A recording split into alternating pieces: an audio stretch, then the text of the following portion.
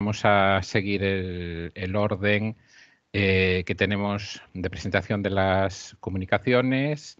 La primera creo que va a exponer Larrabeiti Rodríguez y es una comunicación que lleva por título Musearse, una metodología para el estudio de las bases biofísicas de los sistemas socioeconómicos desde la complejidad.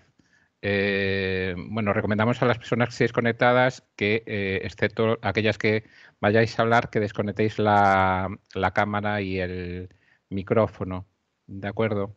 Digo, porque estás ahí, Mercedes. Vale, de acuerdo. Muy bien. Comenzamos, si os parece, como decía, con Larrabeiti Rodríguez. ¿Estás preparado? Sí, ¿se me oye bien? Sí, perfectamente, Vale. cuando quieras. ¿Pongo la cámara o...? Como tú quieras, si quieres ponerla, ponla, puedes ponerla, así te vemos también. Venga, va, así. Hola. ¿Qué Hola, tal? ¿qué tal? Bueno, buenas tardes. En primer lugar, me gustaría agradecer, ¿no?, el esfuerzo realizado para que estas jornadas se puedan realizar, ¿no? Bueno, a ver si puedo compartir la presentación que he preparado. Vamos a ver. ¿Dónde estás? Aquí. Vale. ¿Se ve bien? ¿Sí? ¿Se ve? Sí, perfecto, Sí, perfecto. se ve. Vale. Pues esta presentación se enmarca dentro del trabajo de tesis doctoral que estoy realizando en la Universidad de Andorra, bajo la supervisión del profesor María Ambietro y de Raúl Velasco, que trabajamos en el ICTA de la Autónoma de Barcelona. Y bueno, para los que no estén familiarizados con la metodología, Musearsen sería el acrónimo de lo que en castellano sería Análisis Multiescalar Integrado del Metabolismo Social y Ecosistémico, ¿no?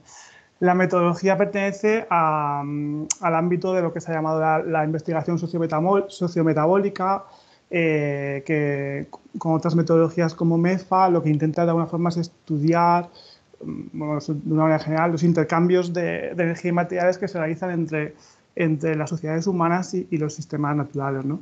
El tema es que la metodología Musearsen pues tiene como unos fundamentos basados en la ciencia de la complejidad, pues que la hacen así como tener una personalidad propia.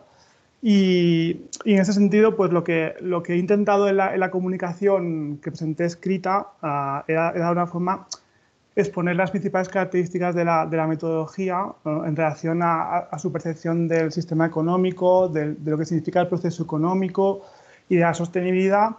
Luego también intenté sintetizar y discutir diversos conceptos teóricos que consideré relevantes sobre la metodología y que algunos de ellos son un poco complicados. Y por último, pues aprovechando también que hace relativamente poco se celebra como el 30 aniversario de establecimiento de la economía ecológica como disciplina académica formal, pues traté también de integrar la metodología dentro del marco más general de la economía ecológica.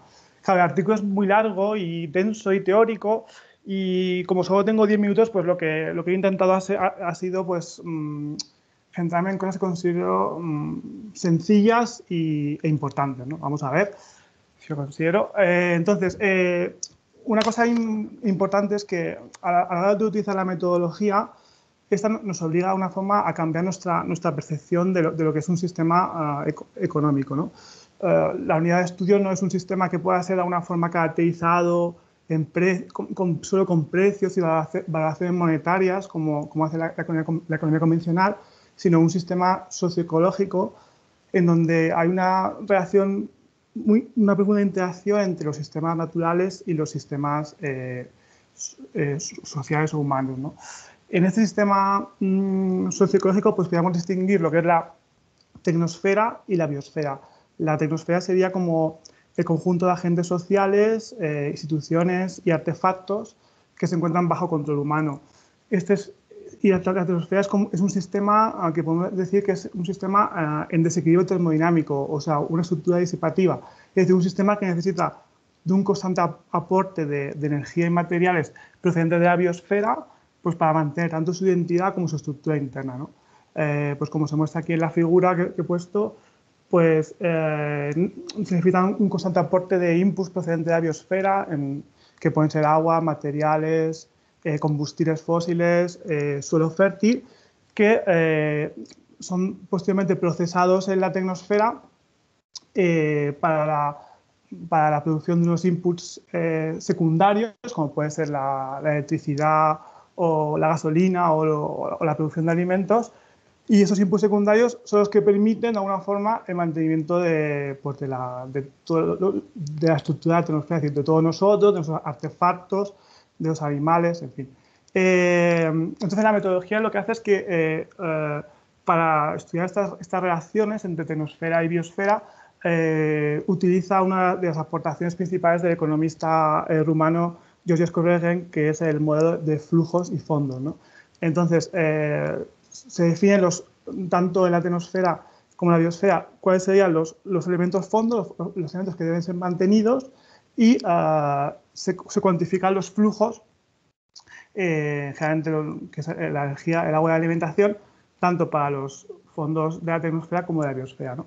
Y eso también nos permite de alguna forma diferenciar entre aquellos flujos que provienen de un stock, por ejemplo, por la energía generada a partir de combustibles fósiles, de aquellos flujos que provienen de un fondo, por ejemplo, la energía eléctrica que provendría de una instalación fotovoltaica, ¿no?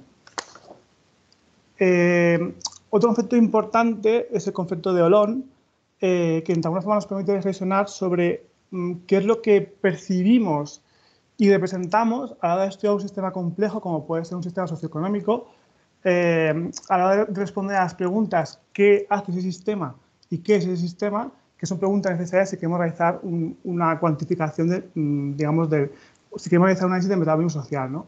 El concepto de Olón fue introducido por Kostler para, de alguna forma, enfatizar el hecho de que, dependiendo del nivel de observación considerado, un elemento de un sistema complejo puede ser un todo estructural o un elemento funcional de un nivel jerárquico superior. Yo que sé, por ejemplo, yo ahora mismo soy un ser vivo gracias a una serie de procesos metabólicos, o sea, soy de una estructura y realizo una función concreta dentro de estas jornadas de economía crítica, pero cambiando de contexto realizaría otras funciones diferentes, ¿no? En ese sentido, sería un olón, ¿no? Dependiendo del contexto, una estructura realiza una u otras funciones. Entonces, de la misma manera podemos entender el sistema socioeconómico como una jerarquía de olones, una holarquía, una organización multinivel de elementos estructurales y funcionales, y la metodología, por ejemplo, no, sí, justo, entonces podemos pensar en el sistema socioeconómico como los diferentes sectores del sistema socioeconómico como olones funcionales, por ejemplo, sector primario, sector secundario, sector terciario, y cada uno de estos elementos funcionales estarían formados por diferentes elementos estructurales. Así, por ejemplo, yo que sé, el sector agrícola, que de alguna forma su función principal es la de suministrar alimentos, estaría formado por diferentes explotaciones agrícolas de diferentes características, ¿no? Entonces, la metodología utiliza lo que es la figura del procesador metabólico para caracterizar tanto elementos estructurales como funcionales, cuantificando tanto cuáles son los elementos fondos necesarios, los inputs primarios, los inputs secundarios, cuál es el output útil que realizan y cuáles son los residuos que se generan, ¿no? Y es importante tener en cuenta, pues que claro, como aparece aquí la figura, que de alguna forma, al caracterizar diferentes procesadores metabólicos de elementos estructurales, su combinación generará las características del olón funcional del nivel superior. Bueno, y por último, respecto al último concepto que creo que es importante tener en cuenta, es el concepto de proceso semiótico. Este concepto, de alguna forma, hace referencia al proceso de construcción de identidad y sentido en las sociedades humanas y que, de alguna forma, define las prioridades de la sociedad en su conjunto, ¿no?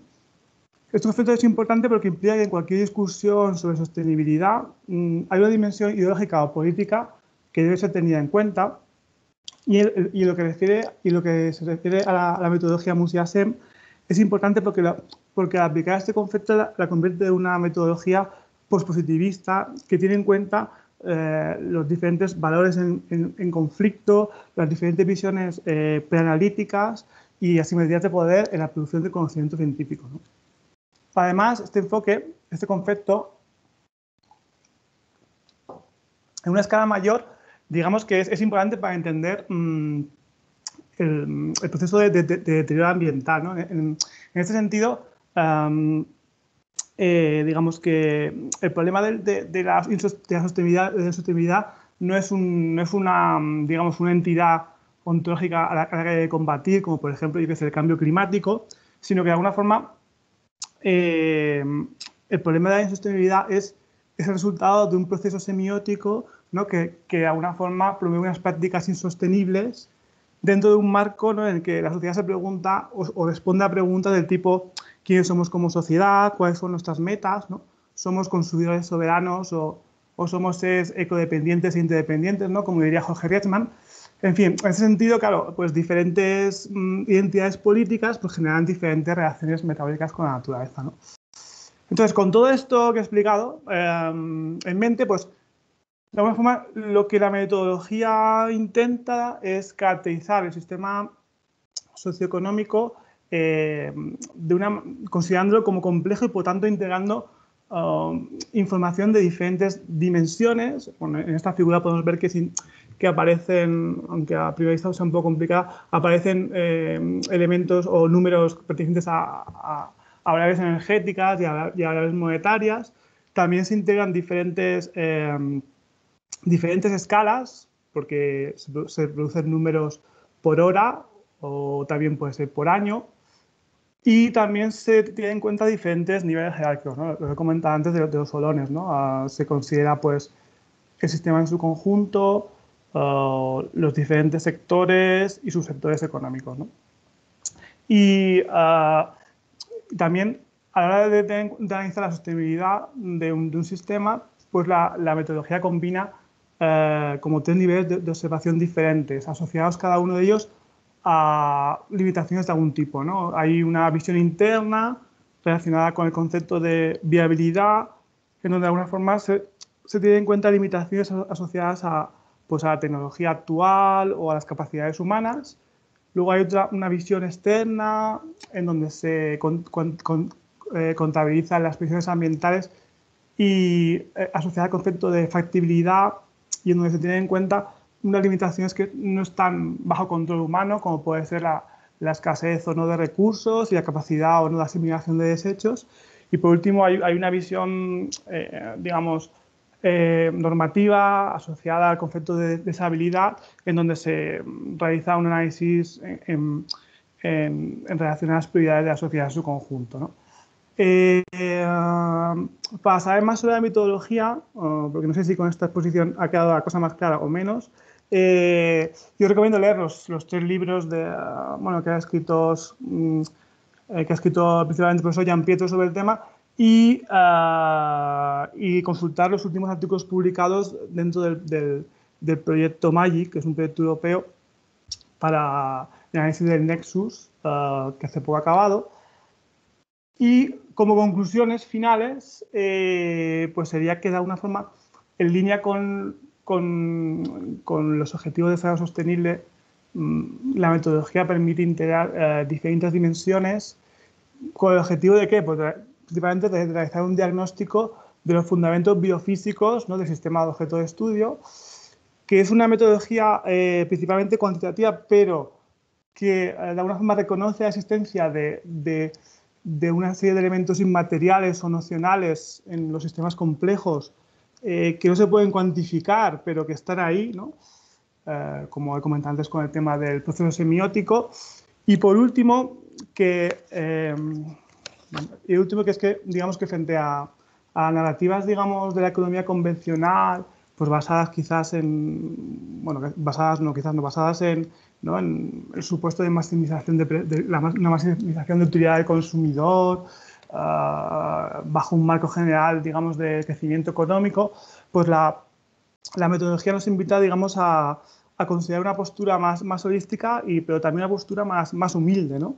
Una postura en la que se tengan en cuenta restricciones biofísicas de diferente naturaleza y que estas restricciones biofísicas afectan a lo que es posible o no es posible, ¿no? Al espacio de decisión. En este sentido, la metodología puede ser utilizada, ¿no?, para vislumbrar nuevas configuraciones sociales, pues, que sean más compatibles con el entorno, ¿no? Y eso es todo.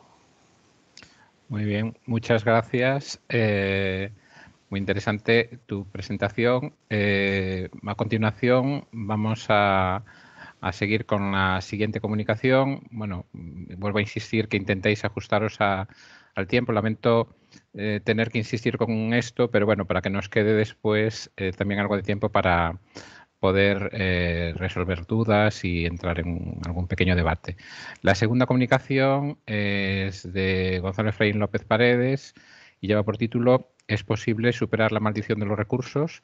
Un estudio de caso del sector petrolero en el Ecuador. Gonzalo, ¿está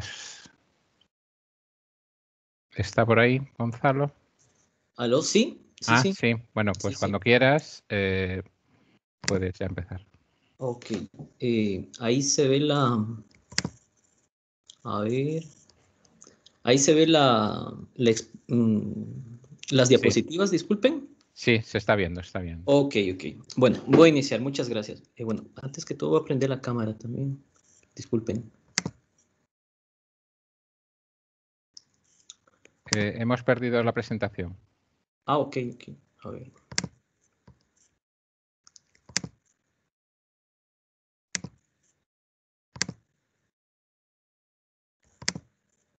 Ahí, ¿verdad? Sí, ahora está. Ok, bueno, muchas gracias. Y bueno, como ya lo he presentado, mi tema es esto. ¿Es posible superar la maldición de los recursos? Un estudio de caso del sector petrolero en el Ecuador. Bueno, pues la abundancia de los recursos naturales es un tema que ha sido ampliamente estudiado en la economía del desarrollo y que últimamente ha tenido o ha cobrado cierta relevancia en las 2 últimas décadas. Y esto se debe a 2 sucesos. Al boom de las commodities que tuvo lugar entre el 2003 y el 2014 y el ascenso al poder de varios gobiernos progresistas en la región latinoamericana. Esto ha hecho de América Latina pues un escenario privilegiado para analizar las nuevas estrategias que emprendieron estos gobiernos progresistas. Dentro de la región latinoamericana se encuentra Ecuador, cual se ha visto afectada o más bien impactada por estos 2 sucesos. Ecuador es una economía pequeña, dolarizada, primario exportadora que está bastante volcada hacia el petróleo y que en 2007 vivió vibrantes reformas políticas porque vino un nuevo gobierno que estuvo liderado por Rafael Correa, el cual planteaba transitar de un esquema, de un modelo primario exportador y extractivista a uno que privilegie la producción diversificada y ecoeficiente. Para esto, pues era necesario remover los recursos, distribuir los recursos de la extracción de recursos naturales hacia sectores de producción más compleja para contribuir al objetivo más elevado que tenía el gobierno, que era el cambio de la matriz productiva. Dentro de estas estrategias se focalizaron bastante en el sector petrolero, por 2 aspectos: por las bondades que tiene el producto, el petróleo, para desarrollar otras actividades económicas y también por la importancia económica que tiene para el país el petróleo, tanto en exportaciones como en ingresos fiscales. Por lo tanto, el objetivo de esta comunicación, de esta presentación, es analizar los cambios en la política petrolera del Ecuador entre los años 2007 y 2017 y la evolución de la industria a través de 3 aspectos: producción e inversión, exportaciones e industrialización, para evaluar hasta qué punto los cambios en las políticas han logrado atenuar o no los aspectos relacionados a la maldición de los recursos. En primer lugar, se realizará una breve revisión de la literatura. En segundo lugar, analizaremos cuáles han sido los cambios en la política del sector petrolero. Y en tercer lugar, analizaremos la evolución de la industria petrolera desde los 3 aspectos que hemos comentado. Cuando analizamos la literatura hay dos corrientes. En primer lugar, los de la maldición de los recursos, quienes tienen un enfoque más determinista y consideran que los países que con abundantes recursos naturales tienen peores resultados económicos que los países que poseen escasos recursos. Sobre todo en el trabajo seminal de Sachs y Warden en 1995 comienza a darse una serie de estudios. Los canales o las explicaciones por los cuales sucede este fenómeno los da Ross en 1999 y después se van desarrollando. Son 4 canales económicos y uno político: la volatilidad de los precios de los recursos naturales, el deterioro de los términos de intercambio, la imposibilidad de generar o la dificultad de generar enlaces productivos, la enfermedad holandesa, tanto desde la movilidad de recursos como el efecto consumo, y el rentismo, esa tentación que tiene el Estado por gastar en el corto plazo los recursos olvidándose de la diversificación productiva. Pero del otro lado están visiones contingentes que consideran que la maldición de los recursos pues no es un fenómeno inexorable y que puede ser combatido por medio de la política económica. Y aquí hay dos grupos: los neoinstitucionalistas, que son los señores que están trabajando en el Banco Mundial, en el Fondo Monetario Internacional, en el BID. Ellos ponen el énfasis en las buenas instituciones, que los países con buenas instituciones, la abundancia en recursos naturales significa crecimiento económico. Y por lo tanto, las buenas instituciones son, o ellos consideran que son aquellas que son transparentes, que limitan el gasto de la renta de los recursos naturales en el corto plazo, que aplican políticas macroprudenciales, que aplican fondos de estabilización. Y por el otro lado están los neoestructuralistas, aquellos que vienen de la corriente cepalina. Para ellos, en cambio, la ventaja que tiene la región es de los recursos naturales, y esa ventaja hay que explotarla por medio de la producción de insumos para extraer esos recursos. Para esto es muy necesario una política industrial, y esta política industrial debe generar vínculos hacia adelante y hacia atrás para cerrar la brecha, la heterogeneidad productiva que existe en la región y así superar esa inserción primaria exportadora. Por tanto, si extraemos los elementos más importantes para combatir la maldición de los recursos, nos quedaríamos con 4. La creación de fondos de estabilización, el desarrollo de vínculos productivos, el uso productivo de la renta y la implementación de políticas macroeconómicas y fiscales prudentes. Ahora vamos a analizar cuáles han sido los cambios en el sector petrolero y a ver si es que se han incluido este tipo de elementos en los cambios en el contexto ecuatoriano. Los cambios vienen determinados a partir de la creación de una nueva constitución en 2008. Esta traza un nuevo campo, unas nuevas reglas del juego, y crea nuevos jugadores: 2 agencias de regulación para controlar y fiscalizar el sector petrolero, los contratos, las licitaciones, y crea 2 empresas públicas, la una para la fase de refinamiento y la otra para exploración y explotación. Y a las empresas privadas, que son el último actor, pues inician en una fase, o les obliga a entrar a una fase de renegociación que dura de 2008 a 2010, creando unas nuevas reglas del juego, con nuevos mecanismos contractuales, que son 2 tipos de contrato: el de prestación de servicios y el de prestación de servicios con financiamiento. En este tipo de contratos, el Estado se garantiza tener la totalidad del petróleo y a cambio les paga a las empresas privadas una tarifa fija por cada barril extraído. Además, obliga a las empresas que inviertan en el país y que puedan reinvertir las ganancias, que contraten mano de obra nacional y que renuncien a tribunales extranjeros. También aumenta la recaudación fiscal, le sube el impuesto a la renta. Según los especialistas, son 4 la dirección, o 4 son los puntos más importantes de los cambios en la política sectorial: mayor presencia y regulación en el sector, participación en las fases de producción por medio de las empresas públicas, aumento de la captación de la renta de los recursos naturales y garantizarse la obtención de la totalidad del crudo. Ahora vamos a ver cómo estas políticas han influenciado de alguna manera en la industria petrolera del Ecuador, comenzando por la producción. Entre 2008 y 2010 la producción de crudo desciende, y es por la etapa de renegociación de los contratos petroleros, en las cuales las empresas privadas dejan de producir, pero a partir de 2010, cuando ya se firman los contratos y los campos dejados por las empresas privadas son ocupadas por las empresas públicas, la producción comienza a subir hasta el 2014. Y en 2014 llega a su punto más alto y comienza a caer por la caída de los precios del petróleo. Esta producción no puede ser sostenida. Por otro lado, cuando vemos la producción de derivados, vemos que esta ha tenido un ligero incremento, apenas del 3% en los 2 últimos años.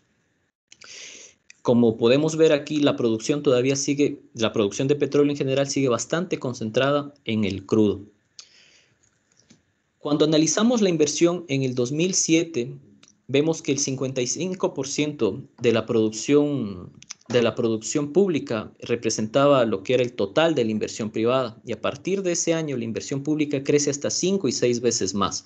Y esto se debe fundamentalmente al protagonismo del Estado que ocupa con sus dos empresas.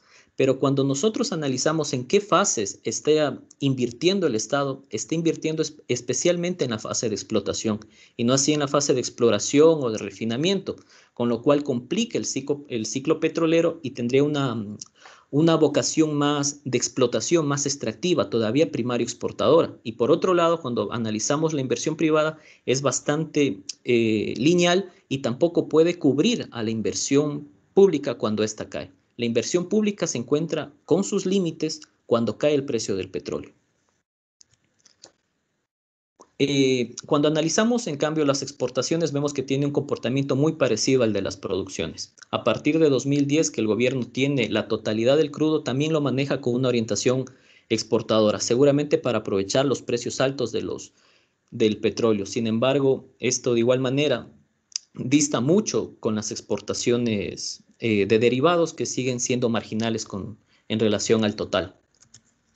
En los proyectos de industrialización que se ha planteado el gobierno, bueno, son varios, pero quisiera referirme al más importante, que es la refinería del Pacífico, el cual no se pudo construir debido a la falta de financiamiento y a la mala planificación que hubo por parte de las autoridades en ese momento. Y esto significa que Ecuador, aun siendo un país petrolero, todavía tenga que importar derivados para su consumo total. En el 2007, Ecuador satisfacía su consumo nacional con el 55% de importaciones, y en el 2017 ese porcentaje subió al 60%.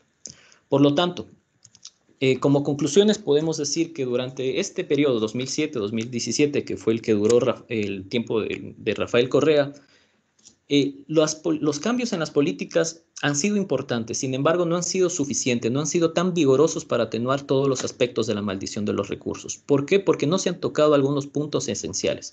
Por ejemplo, en los contratos y en las nuevas reglas del juego, llama la atención que no existan mecanismos como, por ejemplo, fondos de estabilización para que cuando haya cambios en los precios del petróleo, estos puedan mantener todavía una orientación productiva. Tampoco hay mecanismos para flexibilizar la caída del precio del petróleo y el pago. Por ejemplo, la tarifa fija no te permite flexibilizar cuando caen los precios del petróleo. Eso es lo que sucedió. Por ejemplo, si una tarifa fija es de $40 y el precio cae por debajo de $40, pues eso significa ya una pérdida del Estado, pero garantiza la rentabilidad de las empresas privadas.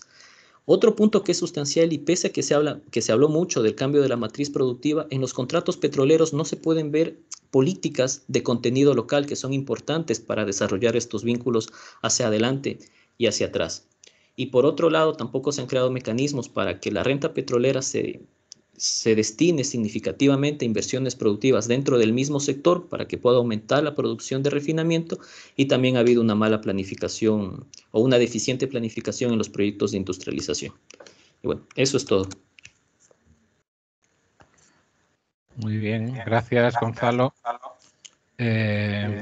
por tu comunicación y por ajustarte también al tiempo. Vamos con la tercera de las comunicaciones de esta mesa, que lleva por título Análisis de los flujos materiales de China en el contexto de las reformas económicas capitalistas, y que creo que va a defender Pablo Alonso Fernández. Pablo, cuando quieras. Sí. A ver si comparto pantalla. Vale. Se ve la presentación, ¿verdad? Sí, sin problema. Vale, bueno, pues nada, hola a todos, soy Pablo Alonso Fernández. Y bueno, con Rosa María Regueira hemos hecho este trabajo que os voy a comentar. Bien, este trabajo tiene un doble objetivo. Por una parte, analizar los flujos materiales cómo han evolucionado los flujos materiales de China y si están convergiendo con los de los países desarrollados en el contexto de estas reformas capitalistas que han aplicado en las últimas décadas. Por otra parte, como su estructura económica claramente insostenible, estudiar un poco qué medidas está tomando el gobierno para mejorar en el apartado de la sostenibilidad. Bien, desde finales de los 70, China ha incorporado o ha implementado en su economía múltiples reformas que han hecho que poco a poco sea más, bueno, la han liberalizado poco a poco. Una de las claves de estas reformas ha sido el gradualismo con el que se han implementado, a diferencia de lo que ocurrió, por ejemplo, en las economías exsoviéticas.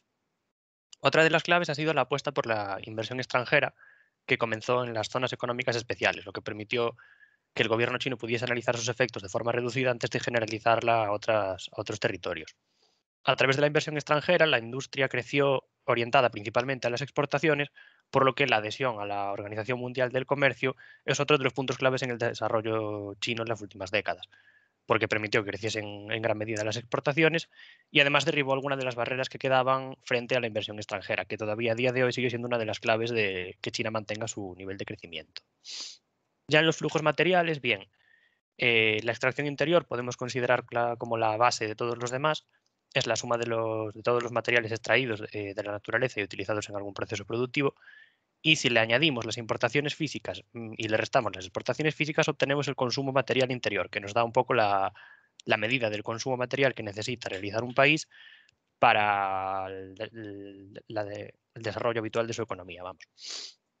Aquí podemos ver cómo la extracción interior y el consumo material interior de China evolucionan prácticamente de forma idéntica durante toda la serie, separándose solo un poco en las últimas décadas, lo que implicaría que China necesita importar extracción de otros territorios. Bien, aquí tenemos un desglose básico del consumo material interior de China, en el que destacan los minerales no metálicos. ¿Por qué? Pues porque aquí se recogen los materiales utilizados para producir cemento, material del que China lleva siendo el máximo productor y consumidor mundial las últimas, bueno, digamos que los últimos años, las últimas 2 décadas perfectamente, debido a su necesidad de construir infraestructuras, grandes aglomeraciones urbanas y demás. Los minerales metálicos crecen desde más o menos el ingreso en la OMC debido a que, el aumento de las posibilidades de exportar estimuló el desarrollo de la industria del acero y el aluminio. Y en los combustibles fósiles, primeramente, se componen básicamente de carbón, del que depende China en gran medida para producir electricidad, y posteriormente se van incorporando otros, entre los que destaca el petróleo, conforme se desarrolla el transporte. China contaba con una red de transporte muy poco desarrollada a principios de este análisis. Bien, el balance comercial físico nos permite ampliar un poco esa diferencia entre la extracción interior y el consumo material interior y bueno, destacar que se construye de forma inversa al balance comercial monetario. ¿Por qué? Porque las importaciones suman en el consumo material interior mientras que las exportaciones restan. De esta forma, pues la interpretación es inversa. Hablamos de superávit cuando las importaciones superan a las exportaciones y de déficit cuando las importaciones son inferiores a las exportaciones. Bien, podemos observar que China mantiene un gran superávit, es decir, importa más de lo que exporta, especialmente desde su ingreso en la Organización Mundial del Comercio. Al contrario de lo que podríamos pensar por su carácter de gran exportador, aquí aparece en términos físicos, aparece como un importador neto.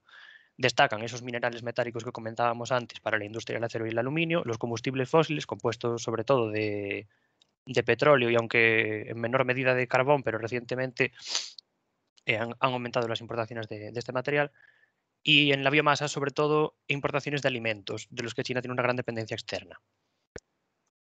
Bien, es interesante para ver cómo evolucionan los requerimientos materiales de una economía, analizar si se produce desmaterialización. Hablamos de desmaterialización cuando el consumo material interior crece en menor medida que el PIB o decrece. Hablaríamos gráficamente del desacoplamiento entre las series de crecimiento del PIB y del consumo material interior y de desmaterialización relativa o débil cuando el PIB crece en mayor medida que el consumo material interior o fuerte cuando directamente el consumo material interior decrece. Comentar que realmente para hablar de desmaterialización solo tiene sentido que ésta sea fuerte, porque en el otro caso realmente no decae la cantidad de materiales que se consumen, pero bueno, en relación sí, digamos que más bien se reduciría la intensidad material. Podemos observar que en China se produce a lo largo de este periodo considerado una desmaterialización relativa. A pesar de que el consumo material crece considerablemente, el crecimiento del PIB es muy superior y por lo tanto es una desmaterialización relativa. La desmaterialización relativa, así como la dependencia externa, son características de los flujos de los países más desarrollados. Vale, ¿qué factores están detrás de la desmaterialización? Pues la terciarización de la economía o la especialización en el sector servicios, ya que en principio tiene una intensidad material menor. La mejora en la eficiencia de la utilización de los recursos, pongamos por ejemplo la mejora en la eficiencia de la generación o el consumo de energía, y la reducción de las actividades industriales, que en principio son más intensivas en materiales. Sin embargo, el factor clave detrás de la desmaterialización en los países desarrollados suele ser la deslocalización de las actividades productivas. Las empresas de los países desarrollados llevan décadas deslocalizando la producción a otros territorios y esto ha dado lugar a una producción altamente globalizada. Por lo tanto, considerar el comercio internacional en el análisis de los flujos materiales es más importante que nunca. Si atendemos un poco a los perfiles, al comercio internacional, podemos sacar dos grandes perfiles de países en el que unos serían importadores físicos netos, que se corresponden con países mayoritariamente desarrollados y especializados en el sector servicios, y exportadores físicos netos, por otra parte, que se corresponden con países especializados en manufacturas o extracción de recursos naturales, generalmente menos desarrollados. Hay excepciones, pero la norma.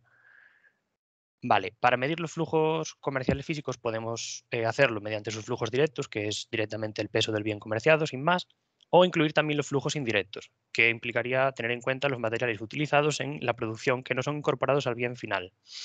El consumo material interior solo recoge los flujos directos, por lo que no ofrece, digamos, una vista tan amplia como podríamos querer en un contexto de producción tan globalizada. Por ello, tenemos la huella material que se construye de la misma forma que el consumo material interior, pero añadiendo los flujos indirectos. Si comparamos la huella material y el consumo material interior en los dos grupos de países que mencionaba antes, observaremos que en los países importadores la huella material tiende a ser considerablemente superior al consumo material interior, mientras que en los exportadores la huella material suele ser menor o aproximadamente igual al consumo material interior.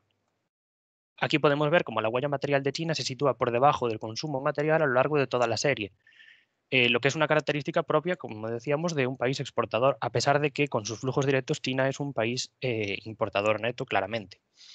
Sin embargo, si en el balance comercial físico, incorporando los flujos indirectos, podemos comprobar que todo lo contrario, que pasa todo lo contrario. China se sitúa como un exportador neto. Cabe destacar que en los combustibles fósiles, China son uno de los principales importadores de combustibles fósiles, especialmente de petróleo, a nivel mundial. Y sin embargo, atendiendo a los flujos indirectos, se sitúa como exportador neto. Esto se debe a que cuando se imputan los materiales, bueno, los combustibles consumidos en la producción de los bienes que China exporta al país que importa, bueno, pues aparecen como cuentan como parte de las exportaciones. En las importaciones, el efecto de los flujos indirectos es menor debido a que China importa principalmente materias primas y productos intermedios que incorporan menos procesos y por lo tanto también menos flujos indirectos. Vale, entonces llegados a este punto, un momento, podemos preguntarnos cómo son realmente los flujos materiales de China. Bueno, lo que está claro es que no convergen con los de los países desarrollados. Realmente China es una economía exportadora que dedica gran parte de su extracción, o una parte muy importante de su extracción y su consumo material a la producción de exportaciones. Podríamos hablar de que China es un importador de insostenibilidad, de la insostenibilidad de esos países que en su día deslocalizaron sus actividades productivas a otros países como China. Pero al mismo tiempo China también mantiene una alta dependencia externa de combustibles fósiles, alimentos y algunas materias primas que lo sitúan en un punto, digamos, intermedio entre estos dos grupos que mencionábamos antes. En suma, podemos hablar de que China es una economía altamente insostenible. Conscientes de esta insostenibilidad, en el gobierno han tomado medidas o algunas medidas como la inversión en energías renovables. Bueno, en otras energías, aquí incluyo también la nuclear porque aunque digamos que bueno, tiene un recorrido diferente al de las renovables, es una inversión una apuesta que lleva China adelante. Se han convertido en uno de los principales productores de energía solar y eólica en el mundo y también han apostado por la promoción de la industria de baja intensidad material y alto contenido tecnológico, así como la estimulación del sector servicios, que todavía tiene mucho margen de crecimiento. Por otra parte, la inversión en el extranjero ha crecido mucho y aunque la mayor parte de esa inversión no está dedicada a cuestiones relacionadas con la sostenibilidad, sí que la proporción de inversión dedicada a dos cuestiones que quiero destacar aquí ha crecido mucho en los últimos años. Por una parte, a garantizarse el abastecimiento de recursos mediante la compra de empresas que ya los explotan en terceros países o de derechos de explotación. Aquí dedican una cuota de inversión cada vez más amplia a países latinoamericanos o africanos. Por otra parte, también dedican una parte creciente de la inversión a la deslocalización de actividades de alto consumo de recursos y gran impacto ambiental. De esta manera, China pretende reducir el impacto medioambiental y el consumo de recursos que suponen en su territorio estas actividades, pero claro, a costa de exportarlo a otros países, de la misma forma que ocurrió con las deslocalizaciones de los países desarrollados. En las conclusiones, bueno, pues hemos visto que en función de si tenemos en cuenta o no los flujos indirectos, la economía de China, o sea, los flujos materiales de China varían sustancialmente. Evidentemente no confluyen, no convergen con los de los países desarrollados. De hecho, un signo claro es que su huella material es considerablemente inferior a su consumo material interior. Y además hay que destacar que los flujos materiales de los países desarrollados solo tienen la forma que tienen gracias a que han podido llevarse parte de su consumo material a países como China. Respecto a la sostenibilidad, bueno, es evidente que China es un país sostenible y ha realizado inversiones en otras energías y en esfuerzos en la terciarización y la promoción de actividades menos intensivas en materiales. Sin embargo, la salida, que parece que está cobrando más fuerza y que podría hacer que sus flujos materiales se acercasen en mayor medida a los de los países desarrollados, sería la deslocalización de actividades. Es verdad que esta vía favorecería que cumpliese, por ejemplo, los acuerdos del clima, pero a costa de no resolver el problema de sostenibilidad, sino de exportarlo a otros territorios, con lo cual no resolveríamos a nivel mundial nada. Y nada más, esto es todo. Muchas gracias. Gracias, Pablo, por tu presentación. Y como hemos dicho, el debate, las preguntas se dejarán para el final, así que vamos a pasar a la cuarta comunicación de hora por la tarde, que lleva el título La economía circular vista desde la economía solidaria, estudio de caso en el País Vasco, y será Unai Villalba quien defiende esta comunicación. Cuando quieras, Unai, puedes comenzar. Hola, buenas tardes a todas, todos. Supongo que se ve la presentación. Sí, se ve. Muy bien, bueno, pues ese es el título, ya lo leías. Un poco será el índice. Primero una aproximación muy somera a la economía circular, sobre todo después para identificar, el objetivo sería identificar los límites de la economía circular y su potencial transformador hacia la sostenibilidad ecológica. Y un segundo objetivo, pues ver cuáles podrían ser las aportaciones desde la economía social y solidaria, tanto teóricas o prácticas, para superar, abordar o identificar mejor esos límites, ¿verdad? Y daré dos pinceladas sobre un pequeño estudio de caso aquí en el País Vasco. Bueno, entonces, simplemente para grafiquillo para identificar, ¿no?, el aumento constante del uso de materiales. También ahora lo veíamos para el caso de China, ¿no?, con los impactos que tiene en la extracción, en el uso y en el vertido después, ¿verdad?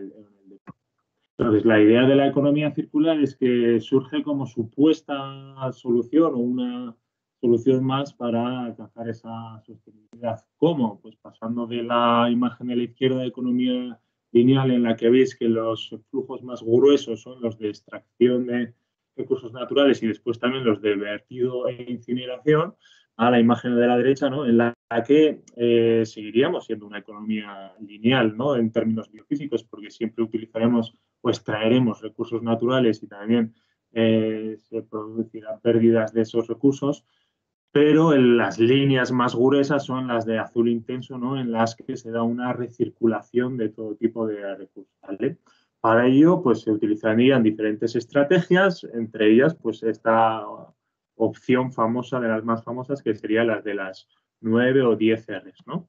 Estas 9 o 10 Rs pues, se pueden clasificar en tres bloques, ¿no? El primer bloque, R1, R2, R3, sería el uso y fabricación más inteligente de productos y serían rechazar, repensar y reducir. Se supone que estas son más eficientes porque utilizan pues, menos materiales, menos energía y menos trabajo, ¿verdad? Después estarían el siguiente segundo bloque de extender la vida útil del producto y sus componentes, que serían reutilizar, reparar, renovar y remanufacturar. Y por último, las menos eficientes, que serían las del aprovechamiento de los materiales, no de los componentes o del producto mismo, y serían reciclar y recuperar, ¿no?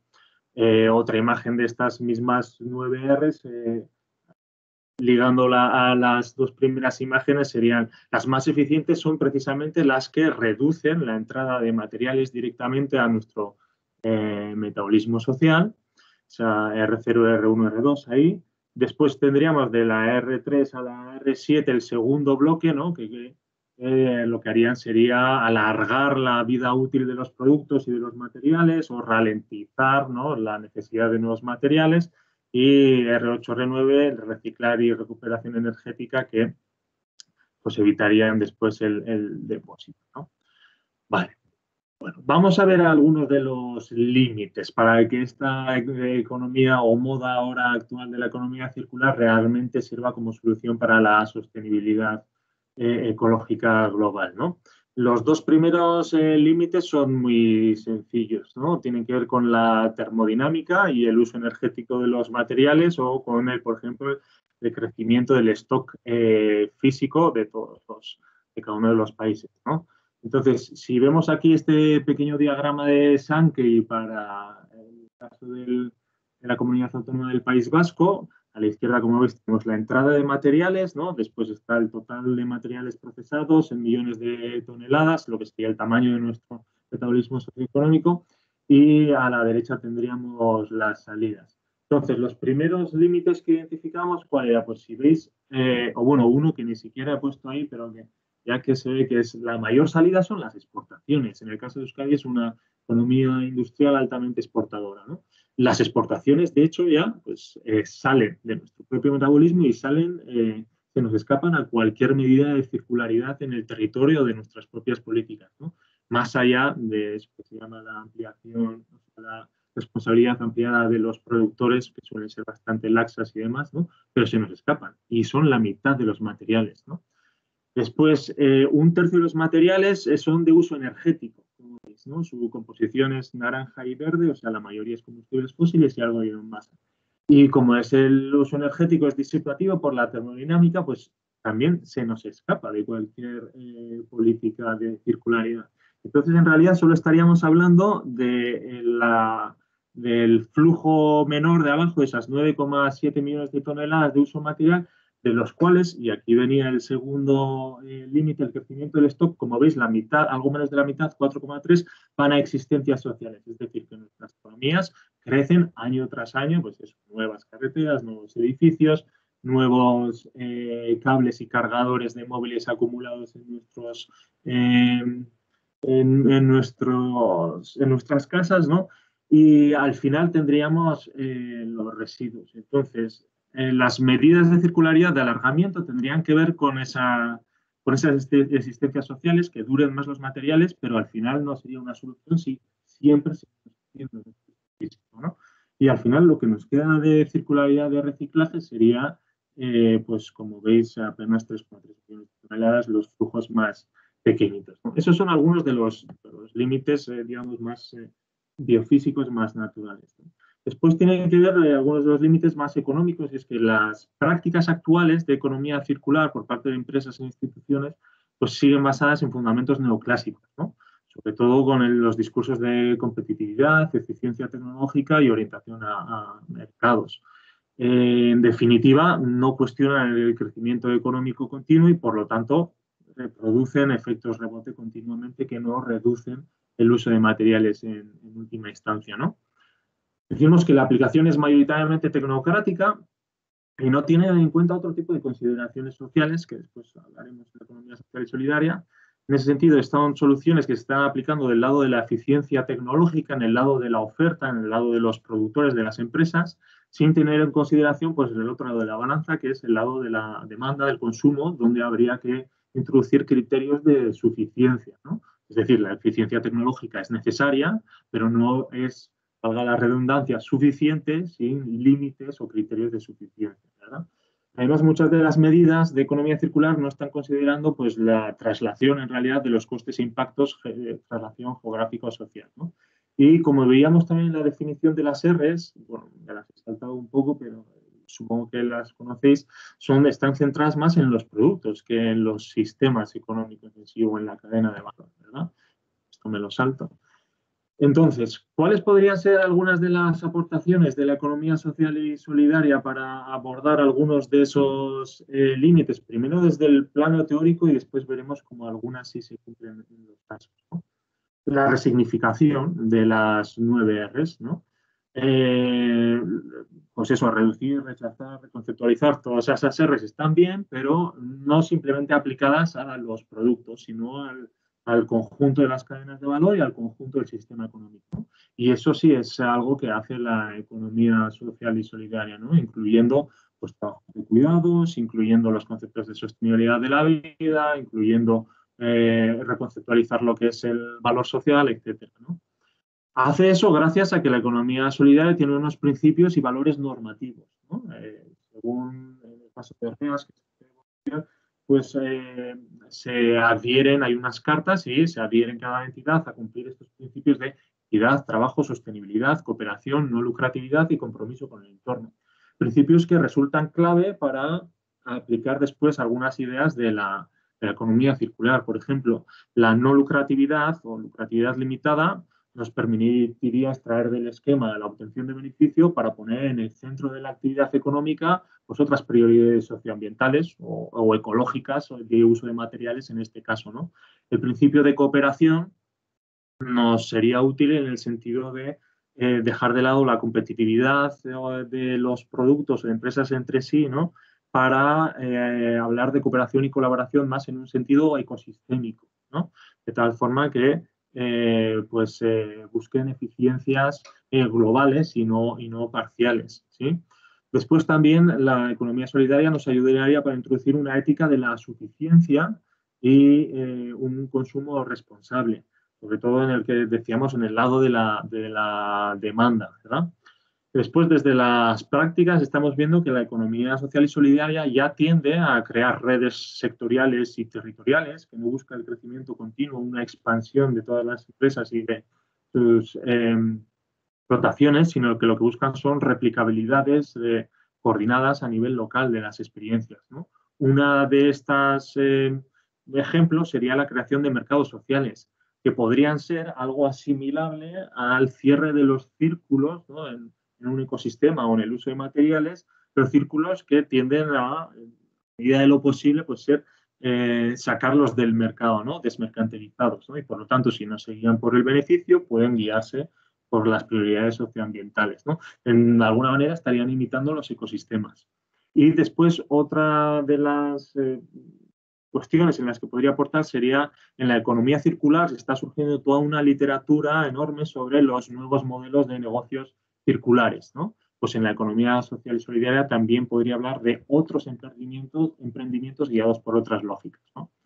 Y dos pinceladas del estudio de caso. Hemos hecho un pequeño análisis de políticas y unas entrevistas, ¿no? Cualitativo con REAS, que es la Red de Economía Alternativa y Solidaria, que está en todo el Estado español y que es la red territorial de Euskadi, ¿no? Con sobre todo las entidades del sector de alimentación y agricultura y del sector de medio ambiente. Respecto a las políticas, en el caso del gobierno vasco y IOBE, recientemente en realidad a comienzos del 2020 se aprobó la primera estrategia de economía circular al 2030, ¿no? Y lo que vemos es que tanto en los objetivos estratégicos como en los indicadores que vienen de Europa, que son estos, ¿no? Para medir la evolución, como en otros indicadores que no he incluido aquí de los programas y proyectos que está impulsando el gobierno vasco, la mayoría tienen que ver con lo que nos explicaba ahora Pablo, ¿no? de desmaterialización relativa, ¿no? Es decir, son todos indicadores compuestos que miden, pues en este caso, si nos fijamos el primero, de productividad material, el ratio del PIB por el consumo doméstico de materiales o consumo material interior, le llamaba Pablo. Y la cuestión es que estos nos dan una medida de la eficiencia, ¿no? Pero no nos están diciendo si usamos más o menos materiales, por lo tanto no sabemos si estamos avanzando realmente hacia menores impactos y mayor sostenibilidad, ¿verdad? Y ocurre con todos estos objetivos prioritarios, ocurre con estos indicadores y ocurre también con los indicadores de las políticas. Además, si os fijáis, aquí la mayoría, muchos de los indicadores son precisamente en los de gestión de residuos en el grupo 5 y 6, como veis, son tasas de reciclaje, ¿no? Que si recordáis las R's, le decíamos que son el reciclaje son las menos eficientes, ¿verdad? Bueno, frente a eso, hemos hecho un pequeño estudio de las prácticas de REAS Euskadi. Lo que nos encontramos, hemos querido hacer poner énfasis en estas cuestiones es que cómo comprenden la economía circular y cómo aplican las 9 R's, ¿no? Y nos dicen que, bueno, que ellos ya utilizaron desde antes la economía circular, porque aunque no le llamaran así, ¿no? Porque muchas, por ejemplo, se dedican a la reutilización de muebles o de textiles y otras se dedican a la soberanía alimentaria, ¿verdad? Entonces, bueno, pues ya hacían cuestiones que tenían que ver con eso, ¿no? Y además utilizan también las R's más eficientes, las de rechazar, repensar, reducir, etcétera. De hecho, hasta el punto de que algo que es obvio, pero que hay que ponerlo sobre la mesa es directamente hay en sectores de actividad que ni siquiera participan, ¿no? Yo que sé, nunca habrá economía solidaria en el sector armamentístico, ¿no? Ya se está rechazando de plano algunos sectores que no son socialmente útiles, ¿no? Después vemos que quizás de las mayores aportaciones tiene que ver con la definición en la literatura de economía circular, se llaman nuevos modelos de negocios circulares u orientados a la suficiencia, y aquí les llaman pues, emprendimientos orientados a las necesidades sociales y suficiencia, ¿no? ¿Esto con qué tiene que ver? Con crear balances socioambientales y no solo balances financieros o fiscales, ¿no? Con fomentar el consumo responsable y consciente y la sensibilización versus el marketing que hacen las empresas, llegado hasta el punto de que varias de estas entidades incluso hacen asesorías para reducir el consumo, ¿no? Y por lo tanto socavar incluso las bases de su propia actividad económica. Para que sea muy fácilmente entendible, aquí están incluidas las cooperativas locales de energías sostenibles, ¿no? No están interesadas en vender más y más energía, lo que primero que quieren es que se consuma menos energía, ¿no? Y después la que se consuma que sea limpia. Entonces, incluso van a reducir la propia actividad de su sector, ¿no? Y bueno, otras que me salto por el tiempo. Otro que ya señalábamos en la teoría y que comprobamos son las estrategias territorializadas y la creación de redes y el mercado social, ¿no? Es todavía un mecanismo incipiente y tiene bastantes límites. Nos dicen que la propia compra entre ellas pues es un porcentaje bajo, que no están todos los sectores, pero vemos que es no solo en Euskadi, sino en todo el Estado una de las apuestas claras, ¿no? Y otro de los ejemplos de esa estrategia sería el de la soberanía alimentaria, ¿no? Bueno, y otros puntos que me salto de la valoración de políticas que hacen, de los principios clave. Bueno, por ejemplo, de la valoración de políticas, decir que aunque algunas se dediquen específicamente a economía circular, dicen que no han recibido mayor contacto en el diseño de la estrategia y que de hecho no está orientada a ellas, sino a los grandes distribuidores, ¿no? Y que entonces creen que lo que están haciendo es permitir la entrada de actores comerciales en sectores que ya estaban algunas veces cubiertos de otra manera, ¿no? Exacto. Y ya como comentarios finales, entonces simplemente decir que tenemos una tensión aquí entre lo que sería una circularidad ecosistémica deseable, ¿no? Versus cuál está siendo la narrativa actual, ¿no? De economía circular, pues de mercado, competitiva, exclusivamente basada en la eficiencia, etcétera, ¿no? Y entonces la pregunta que se plantean en varios sectores, o incluidos los de la economía solidaria, es, bueno, la Unión Europea y otras instituciones van a seguir fomentando, ¿no? La economía circular, está en todos los discursos, están entrando muchos fondos, entonces entramos, ¿no? Y a embarrarnos y a lidiar por fondos y actividades y decir, nosotros también hacemos economía circular, o entramos más a la crítica del discurso de economía circular, ¿no? Porque en sí la aportación desde la economía social y solidaria sería más apuntan hacia un cambio de modelo, democratización y repolitización de los procesos económicos y, por lo tanto, el impulso de transiciones socioecológicas hacia el decrecimiento y las políticas de sostenibilidad de la vida, más allá de meramente lo eficientista, ¿no? Bueno, pues muchas gracias. Eso es todo. Gracias, Unai. Vamos a pasar ya de inmediato a la última comunicación y después abriremos el debate. La última comunicación es participación de las organizaciones socioambientales en la defensa del territorio frente al extractivismo minero energético en el departamento de Caquetá, Colombia. Mercedes Mejía, creo que está por ahí. Cuando quieras, Mercedes.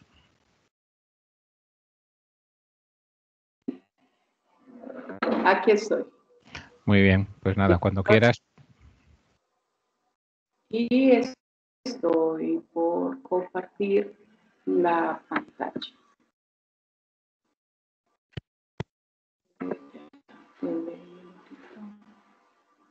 Un minutito. Tienes que compartir escritorio. Sí, dame un segundito que aquí estoy. Escritorio. Y en el escritorio.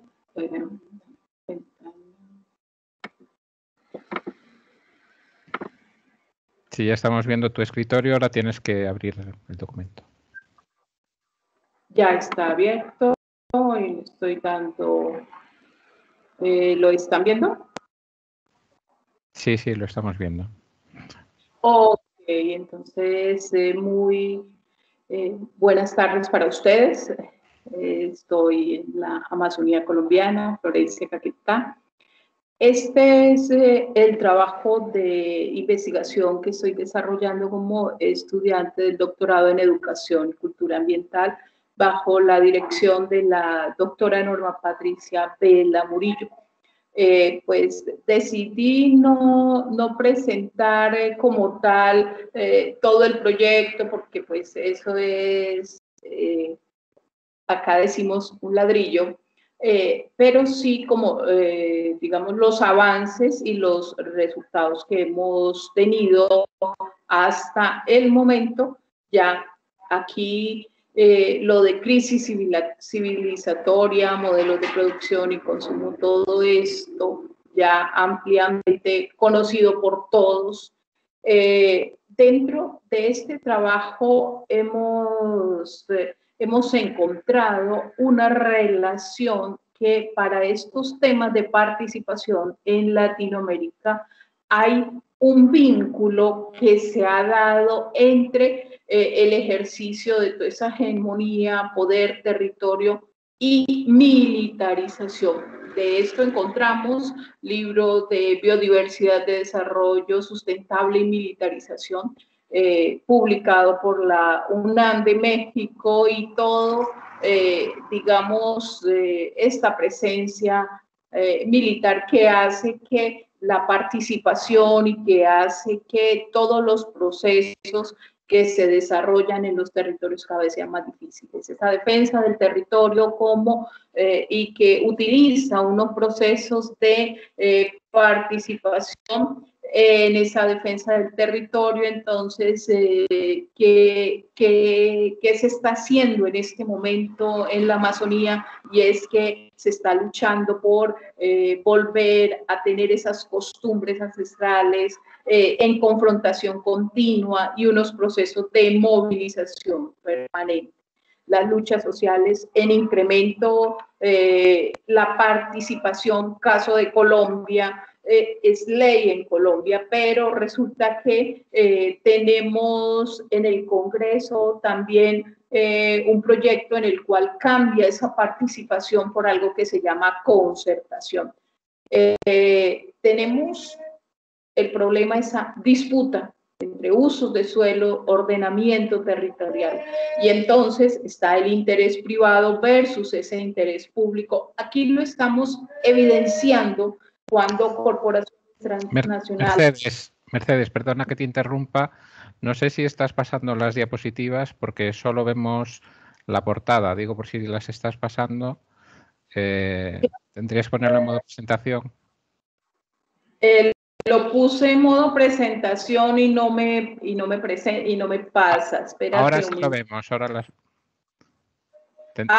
bueno. Entonces, aquí explicaba lo de toda la militarización y toda la represión y todas, especialmente en Latinoamérica, bases militares norteamericanas y toda su incidencia. Acá explicaba todo cómo esa defensa del territorio cada día es más, digamos, es más evidente y se suman muchas más personas. Cómo las luchas sociales relacionadas con esta defensa del territorio frente a minería y petróleo siempre están en aumento.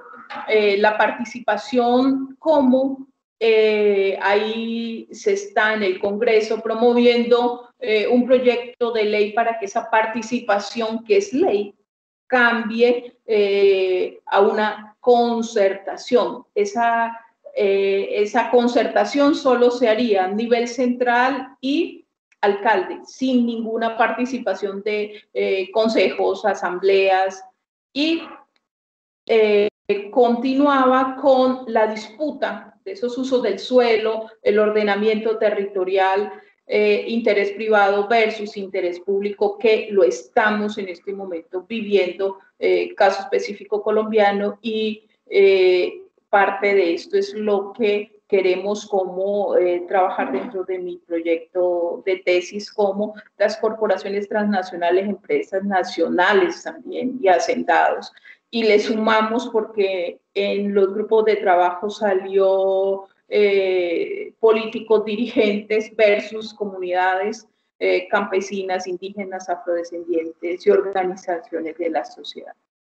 Aquí, pues, más o menos dentro de la metodología, para ubicarles un poquito, Colombia y el departamento del Caquetá, que tiene piedemonte amazónico, tiene también conformación escudo guayanés y tiene selva y región andina.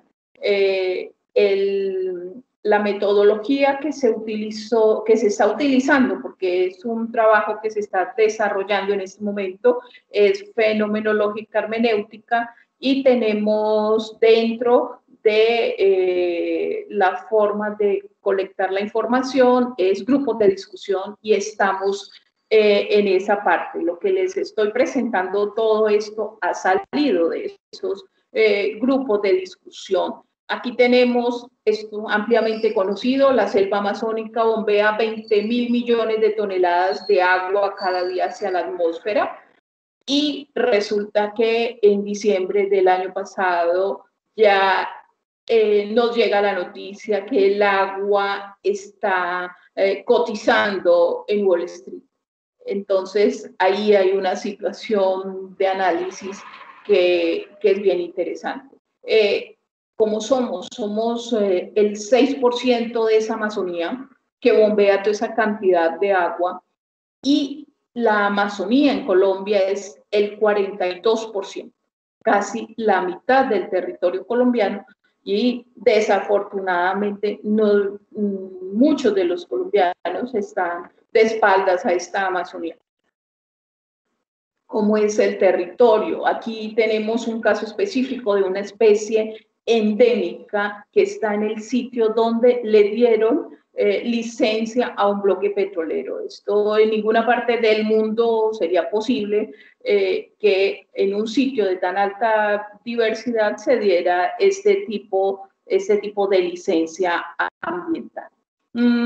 Aquí tenemos los, digamos, revisiones documentales que se han hecho, y cómo el Instituto SINCHI, que es el Instituto para las Investigaciones de la Amazonía Colombiana, nos muestra como causas directas y como agentes de deforestación, petróleo y minería. Es el único documento que he encontrado que habla acerca de este tema, pero así es,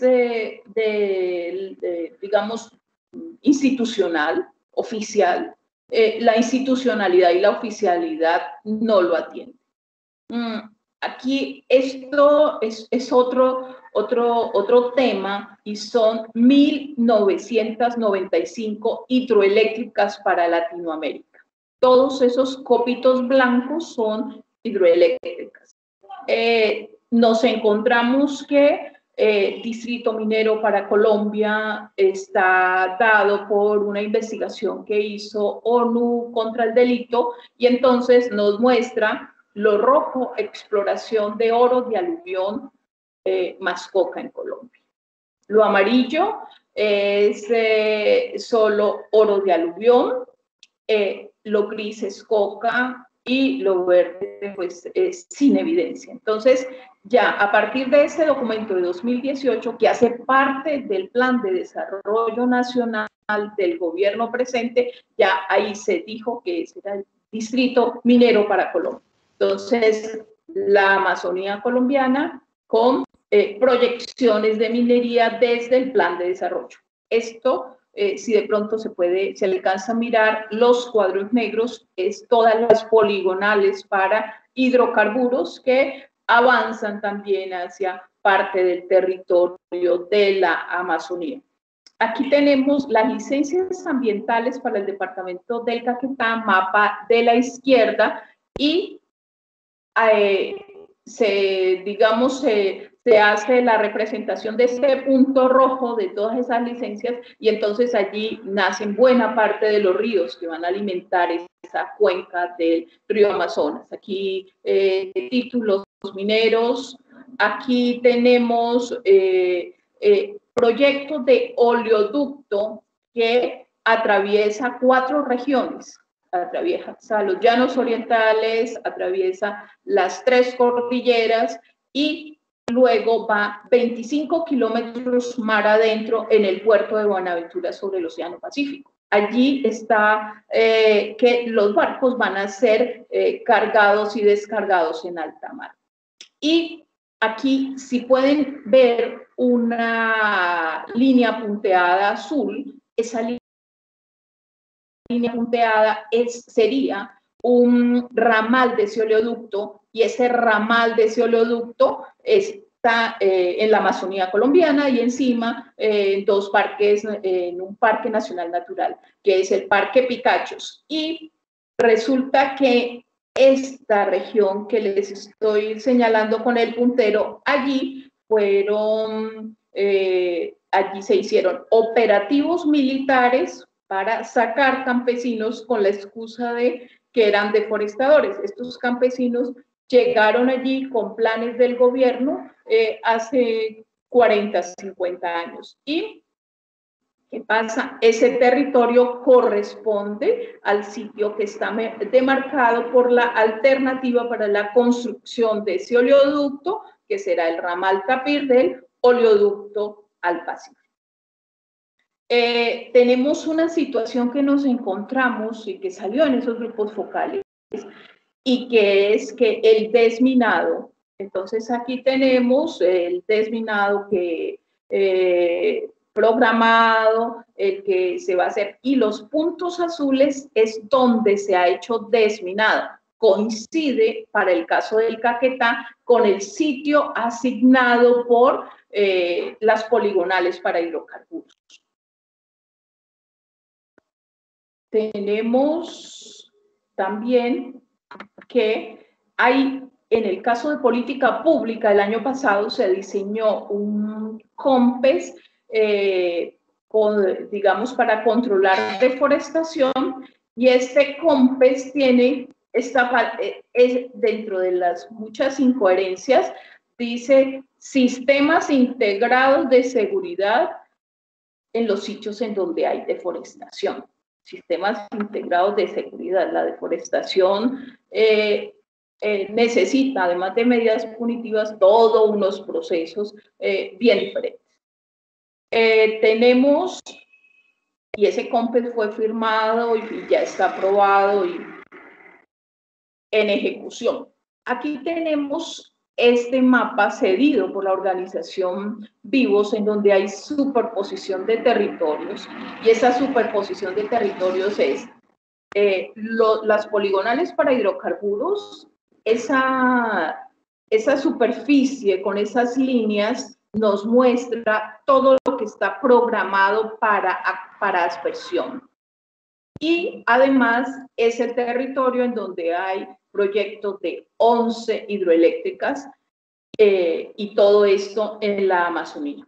Bueno, aquí tenemos pobreza multidimensional para Colombia y en el lado derecho tenemos las exportaciones con base energética y entonces también tenemos para Colombia. Entonces, a medida que esas exportaciones aumentan, pues aumenta esa pobreza dimensional también.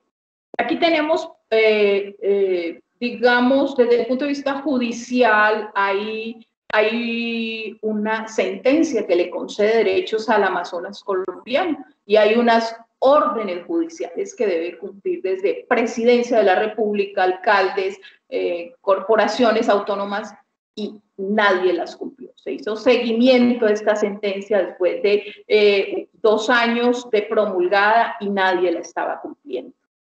Tenemos los pueblos indígenas con todos sus inconvenientes por no acceso a salud, por tratos diferenciados con referencia a su cultura, también cuando llegan estas empresas, entonces estas empresas hacen uso de algunos mecanismos para fraccionar las comunidades y crear muchos más inconvenientes. Aquí tenemos algo que me hizo interesante en una reunión de mujeres, en que las mujeres de la Amazonía, indígenas, campesinas, afro, del Caquetá, tenemos la obligación de defender nuestro territorio porque la Amazonía es mujer.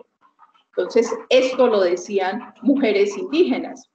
Hay un tema que es el tema de la ganadería que también tiene enorme proporción en ese tema de la deforestación y acá en Colombia una vaca tiene más de 1 hectárea de tierra. Entonces es un sistema productivo completamente ineficiente y el gobierno lo sigue apoyando con créditos y con incentivos. Este es el impacto que causa. Mercedes, dime. Tienes 1 minuto para acabar porque, bueno, ya llevas bastante tiempo. Perfecto. Bueno, ok. Entonces, tenemos que hay algunos trabajos que hacen las organizaciones. Dentro de los trabajos organizaciones está propuesta de finca amazónica, ciudadanía, las propuestas de reserva campesina, y no me puedo ir sin hablar de un tema, y el tema de todo esto y que sale en las reuniones con las personas, y es derechos humanos. Entonces, más de 250 firmantes de los acuerdos de paz que han sido asesinados, y este año igual, crece la cifra, la militarización del territorio, y ahí vamos. Es un proyecto que apenas está en su fase de desarrollo, pero que les agradezco mucho el que hayan permitido que lo comparta en tan importante espacio. Muchas gracias. Gracias, Mercedes, por tu interesante comunicación.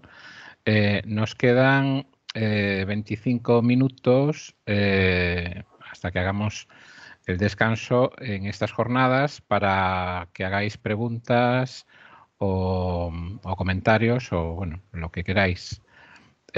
Mercedes, si dejas de compartir tu escritorio, me parece que está... No, ya lo has dejado de compartir, vale. Quien quiera puede levantar la mano para hacer cualquier pregunta o comentario.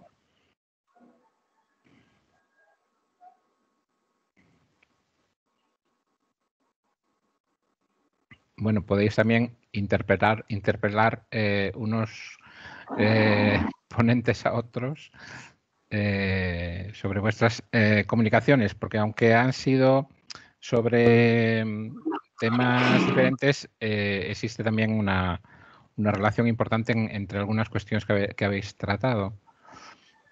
¿Que nadie se anima a hacer alguna pregunta o comentario? Sí, Katy Torres. Sí, hola, ¿me escucháis Sí. bien, verdad? Vale. No, simplemente un pequeño comentario respecto a la presentación sobre China, que si no me equivoco ha dado Pablo Alonso. Sí. Cuando hablaban ellos de las políticas de sostenibilidad, ¿no? Que, entre comillas, ¿no? Que llevaba a cabo China, pues no habéis hecho mención de su apuesta por el carbón, ¿no? Porque ahora con todo el tema de la pandemia y la reactivación económica, pues hemos visto todos que impulsan todavía más todo el tema del carbón, ¿no? Me gustaría saber si habéis comentado alguna cosa en el artículo, qué opinión os merece esto en vuestro análisis. Pablo. Sí, bueno, la verdad que el artículo es de antes o cuando estaba empezando todo esto del COVID y no está recogido nada acerca de la reapuesta por el carbón.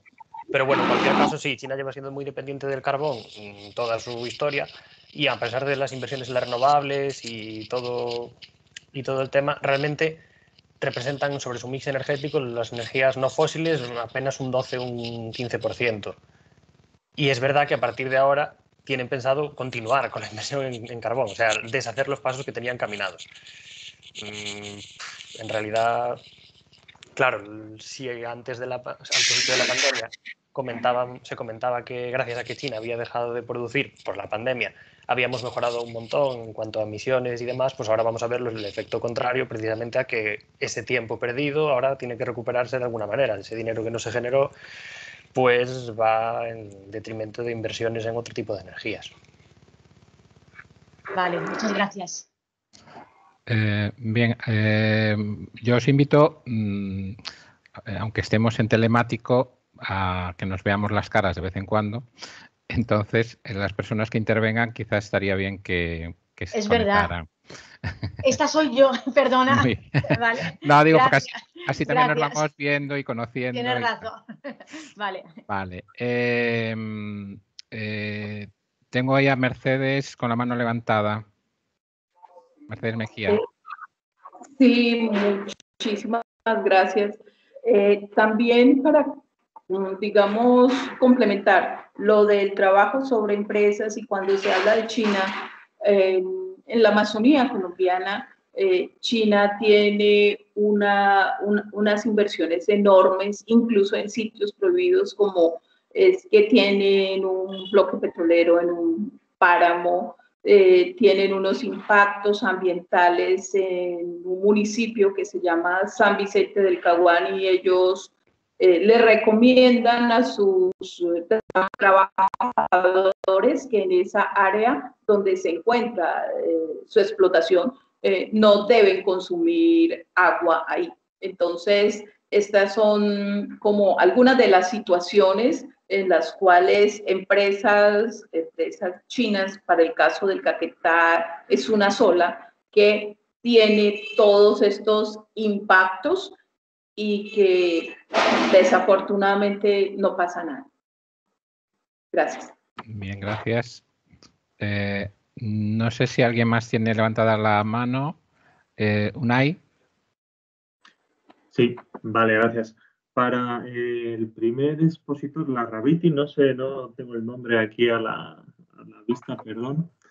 La verdad es que yo desconozco la propuesta, pero me ha resonado algo de la última diapositiva por ahí, que a veces uno se fija en lo literal y a lo mejor no es relevante, pero leí algo así como que sirve para integrar diferentes dimensiones, ¿no? En línea con los ODS, o algo así, corrígeme si me lo he interpretado bien. Sí, sí. Claro, respecto a los ODS, resulta que desde mi punto de vista lo que hacen es pegar, ¿no?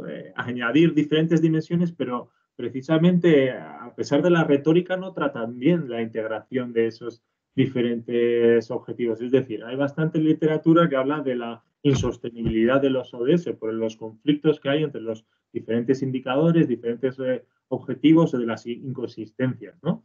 Entonces, la pregunta más bien es un poco cómo se trata a lo mejor esos conflictos entre diferentes dimensiones en el sistema que proponéis, ¿no? O cómo saltan a la vista, o cómo se identifican, o cómo se tratan.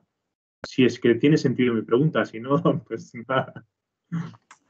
No, o sea, bueno, a ver, he hecho referencia a los ODS porque hoy en día, ¿no? Se entiende la sostenibilidad como que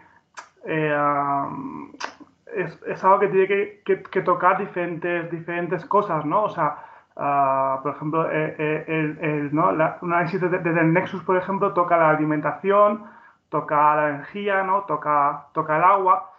Es decir, que de alguna forma, no sé, los ODS es, como dice Naredo, la carta de los Reyes Magos, ¿no? Pero me refería al hecho de que si queremos entender bien las diferentes limitaciones, las diferentes contradicciones en el uso de diferentes recursos, necesitamos de alguna forma una caracterización que nos permita verlos todos juntos y ver cómo la sociedad los metaboliza y ver qué es lo que pasa, ¿no?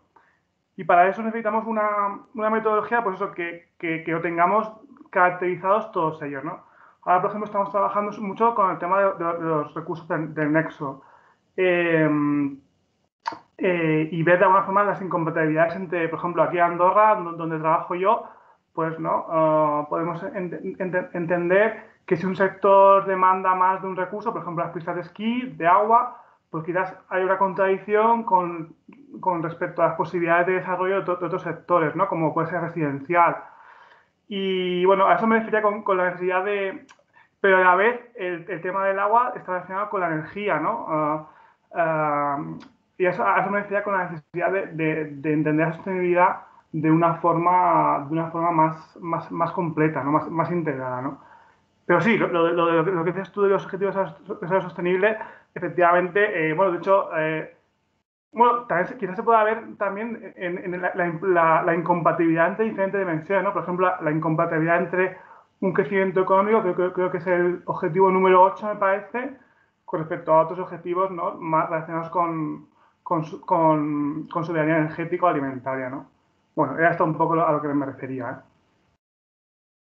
Gracias. Nada. Muy bien, gracias. ¿Hay alguna otra pregunta o comentario? ¿Nadie se anima a preguntar? Bueno, aprovecho yo mientras y os vais animando. Quería preguntarle a Gonzalo, cuando habla de la situación de la extracción de petróleo y su evolución en Ecuador. Bueno, hemos visto unos gráficos también sobre las inversiones que se han ido haciendo, centradas sobre todo en la parte de la extracción y no tanto de la exploración. Y hoy, bueno, por la mañana en el primer plenario, Antonio Turiel, que nos habló precisamente sobre el petróleo, el pico de petróleo, cómo también estas inversiones podían afectar a su evolución en los próximos años. Entonces, me gustaría saber si en tu trabajo has introducido o piensas introducir este aspecto del pico de petróleo en Ecuador. No sé exactamente cuál es la situación específica de Ecuador al respecto. Bueno, he visto que hay algún estudio ya antiguo que hablaba ya del pico del petróleo en Ecuador a finales de los años 90, pero bueno, no sé si hay alguna cosa más reciente, ¿no? Entonces, bueno, no sé si esta cuestión la has tratado o la piensas tratar. Sí, bueno, muy amable por la pregunta.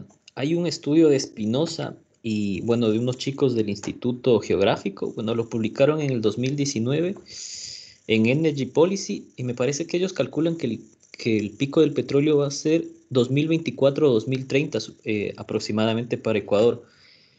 Pero, o sea, muchas veces los cálculos se subestima la cantidad de petróleo. Pero claro, no es una parte que me he focalizado en el trabajo. Sin embargo, el problema que yo le veo con el petróleo en el Ecuador es que ya es quizás muy tarde para industrializarlo. No se ha avanzado a las fases suficientes y cada vez la economía se dirige a sectores que sean menos intensivos en este tipo de recursos.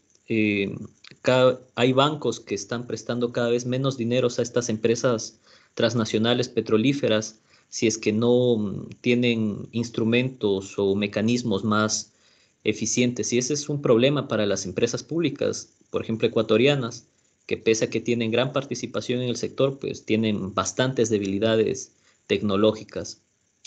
Y claro, es un problema tratar de industrializarse en un sector en donde que ya pues las corrientes a nivel global van en otro sentido. Muy bien, gracias. No.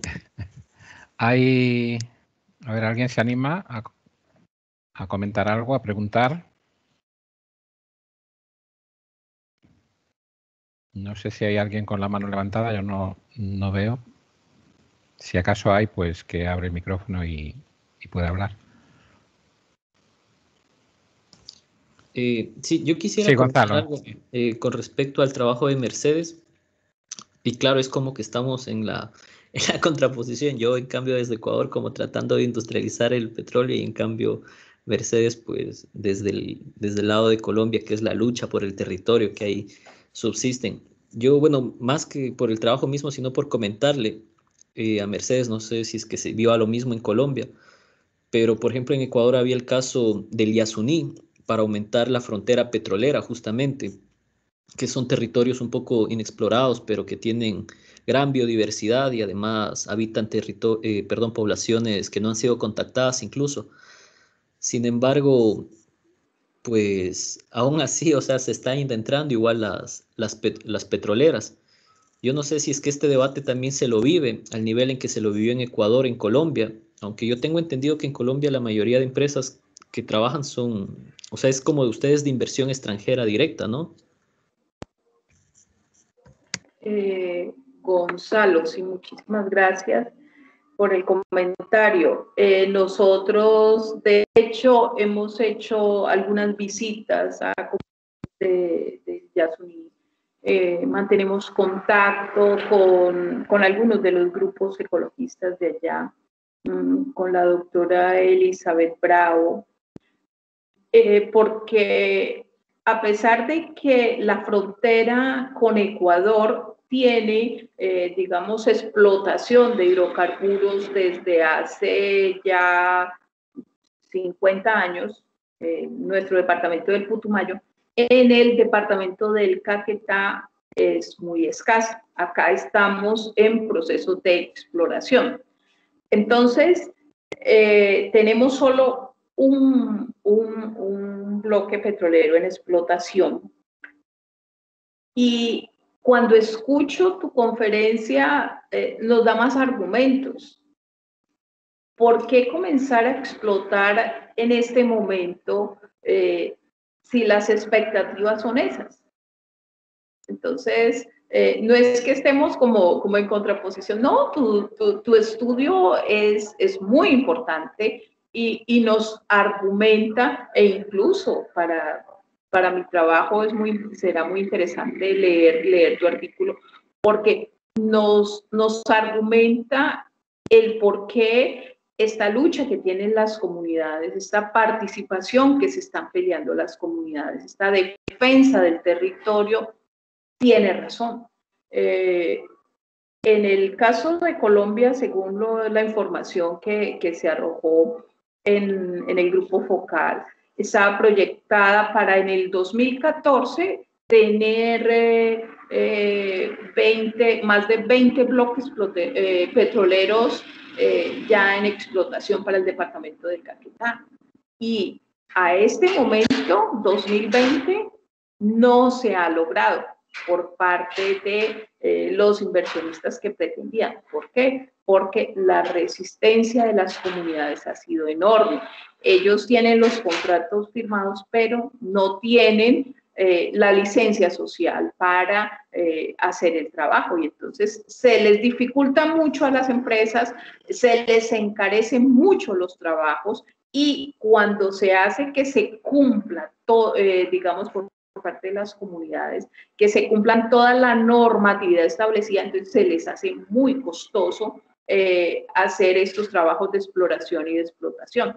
Entonces, no es que estemos en contraposición. Me encantó escucharte y son elementos muy valiosos que aportan. Muchas gracias. Sí, Gonzalo, ¿no sé, querías decir algo? No, sí, gracias a ti más bien, Mercedes. Y otra cosa, por ejemplo, que es una práctica muy usual. O sea, no creas que yo soy un industrializador del petróleo, ¿no? Pero es que hay que estudiarlo como está. Pero claro, es que hay una práctica muy usual de empresas tanto públicas como privadas, de lo que tú has dicho en las comunidades, que es la división. Es decir, por lo general hay esa pugna, ¿no? Entre las comunidades indígenas de las personas que son más viejitas y en cambio los jóvenes. Y a veces les coiman, a veces les compran. Y como que entra el divide y reinarás. Son mecanismos bastante interesantes de las empresas petroleras que utilizan bueno, yo lo que conozco un poco, ¿no? En nuestra Amazonía, igual en el Perú. claro. Pero mira, lo que tú has dicho es bastante interesante porque analizándolo es bastante, o sea, a veces el petróleo en nuestras regiones funciona como un enclave y es muy difícil generar esos vínculos porque necesitan esa maquinaria tan específica, tan, con tanta tecnología que nuestro sector manufacturero pues es tan elemental. En el caso de ustedes mucha textilería, en el caso de nosotros pues más camarón y esas cosas, agroexportadores y agroindustrial, que es muy difícil alimentarlo y a la final terminan, eh, o sea, funcionando como enclaves y no se genera. Imagínate estos años, casi 15 años que hemos explotado, que hemos pasado por el boom de las commodities y parecería que no estamos mejor que antes. Sí, completamente de acuerdo.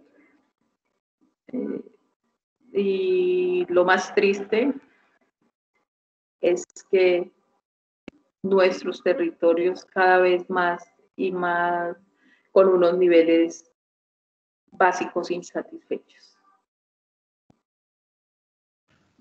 Muy bien, gracias. ¿Hay alguna otra intervención sobre este tema o cualquier otro tema de los que se han tratado?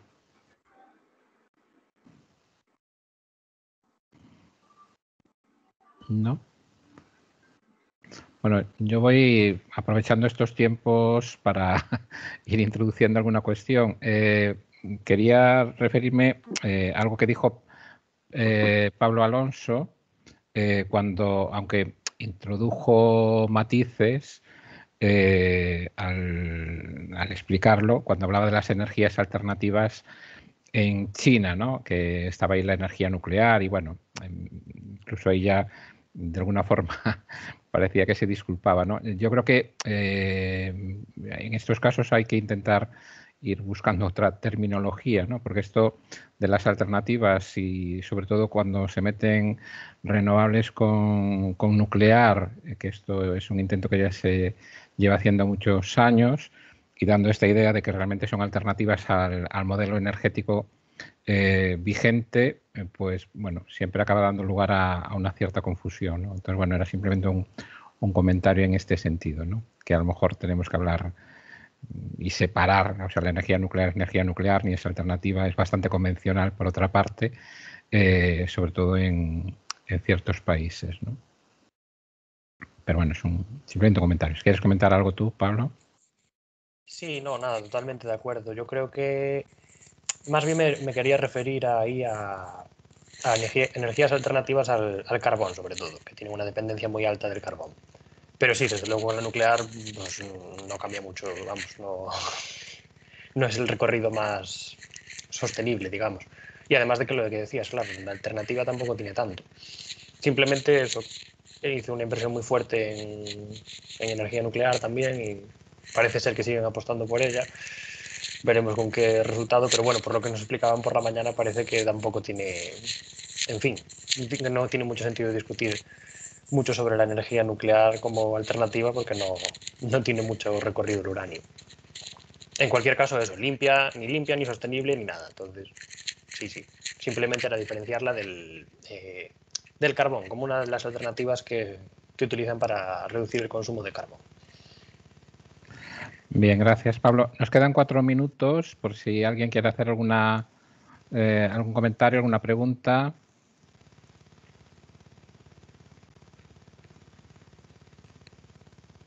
Bueno, si no, vuelvo a preguntar yo o a comentar. Respecto a algo que comentó Unai en su presentación, en su comunicación, que me parece que es muy interesante sobre algo que muchas veces las personas que trabajan o trabajamos en algunas cuestiones relacionadas con el metabolismo y bueno, la Rabiete nos ha hablado sobre la complejidad precisamente en la que nos movemos. Nos centramos mucho y es necesario hacerlo además para poder conocer cuál es la situación en la contabilización, ¿no?, de los flujos, y hoy hemos visto algunos trabajos en este sentido, ¿no? Y que creo que son muy necesarios. Pero por otra parte, tú has insistido en una parte de tu comunicación en un aspecto que no es para nada contable, que son, bueno, los principios, los valores normativos, la cooperación, la ética, que al final es tan importante como la propia insistencia en los problemas físicos que hay, ¿no? Es decir, porque seguramente este cambio no solo es un cambio de flujos, de cómo utilizamos los materiales, cómo utilizamos la energía, sino también un cambio a otro nivel, ¿no? Que tiene que ver con cómo entendemos las relaciones sociales, ¿no? Entonces, bueno, me gustaría que comentaras algo sobre estos aspectos de los que hablabas en tu comunicación. Vale, gracias. Pues son dos cuestiones complementarias, ¿no? Quiero decir que evidentemente necesitamos contarlo y medir lo que está pasando, tanto para saber la dirección que llevamos, pero también para proponer cualquier estrategia. La cuestión es que para poner una estrategia tiene que haber una orientación normativa, ¿no? Y esa orientación normativa, a veces lo que nos ocurre es que si solo nos centramos en lo de medir, contar y tecnologías, pues se nos olvida normalmente, por ejemplo, lo de la suficiencia, ¿no? Y de ahí que después empezamos a contar otra vez los efectos rebote. Ya, pero bueno, entonces, ¿cómo le ponemos soluciones a lo de la suficiencia, ¿no? Y entonces, para ponerle soluciones a la suficiencia, ahí entran los criterios de ética, consumo responsable, ¿no? Medidas de contratación pública, etcétera, ¿no? Y sobre todo las cuestiones, bueno, igual me estoy repitiendo un poco, ¿no? Pero de la no lucratividad, ¿no? Y los principios de cooperación, esos dos, que de hecho la propia literatura sobre economía circular, la no lucratividad no lo menciona tanto, pero el de la cooperación sí, solo que siempre lo deja ahí como de pasada, ¿no? Como que es necesario, como que las políticas que se proponen son más efectivas cuando están basadas en la cooperación, etcétera, ¿vale? Pero ¿en qué se tiene que basar esa cooperación, ¿no? Y la cooperación nos sirve también para subrayar lo sistémico en vez de lo aislado, ¿no? Cuando decía que las R se aplican solo a los productos, pues después tenemos problemas, ¿no? Cada vez, incluso desde los análisis de ciclo de vida, cada vez se tiende más, ¿no? A no centrarse solo en los productos, sino a insistir en toda la cadena de valor e incluso intercadenas, etcétera, ¿no? Entonces, yo creo que lo normativo hay que darle una vuelta, ¿no? Porque si no, tenemos instituciones, no como entidades públicas, sino instituciones sociales que permiten las externalidades, ¿no? Y mientras permitamos y sigan ocurriendo las externalidades, pues no va a haber un cambio de dirección, ¿no? Podremos seguir contando cómo se retroalimentan los flujos o no, pero hace falta pues cambiar esos principios básicos, ¿no? En la economía circular se suele hablar de que hay dos drivers fundamentales, ¿no? Para impulsarla. Uno son la legislación, es decir, la imposición, que en este caso viene de Europa y se suele aplicar después a los estados y después a los locales. Y otro es la obtención de beneficios, cuando en una empresa concreta, en un sector determinado, ya sea porque le sirve de marketing verde o ya sea porque le sirve para ahorrar materiales costosos, pues tiene una propia motivación interna, por así decirlo, ¿no? Motivaciones top-down o drivers top-down y drivers bottom-up, ¿no? En este caso, la economía solidaria sirve para añadir un tercer gran bloque de drivers, que es la propia conciencia de la sociedad, ¿no? Una motivación intrínseca, por así decirlo. Entonces, sí, creo que las dos líneas se pueden desarrollar en paralelo, la de contabilización y la de los principios, ¿no? Muy bien, muchas gracias. Bueno, gracias a todas las personas que presentasteis comunicación, a las personas que asististeis a esta mesa. Ahora tenemos un pequeño descanso hasta las 6 y a las 6 tendremos el segundo plenario en el que estarán Santiago Álvarez Cantalapiedra y Alicia Palero para hablarnos sobre transiciones. Y bueno, aprovechad este pequeño descanso para coger fuerzas y asistir a ese segundo plenario. Nada más, muchas gracias.